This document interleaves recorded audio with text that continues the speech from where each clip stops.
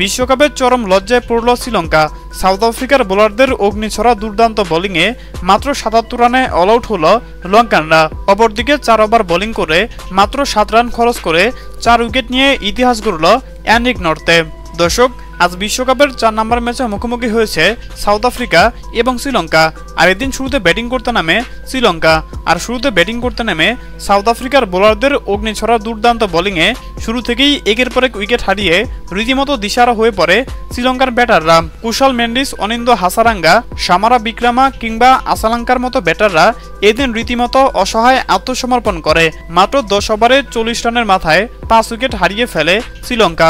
এরপর আর সেখান থেকে ঘুরে দাঁড়াতে পারেনি লঙ্কানরা, যার ফলে ১৯ ওভার ১ বলে মাত্র ৭৭ রানে অল আউট হয়ে যায় লঙ্কানরা।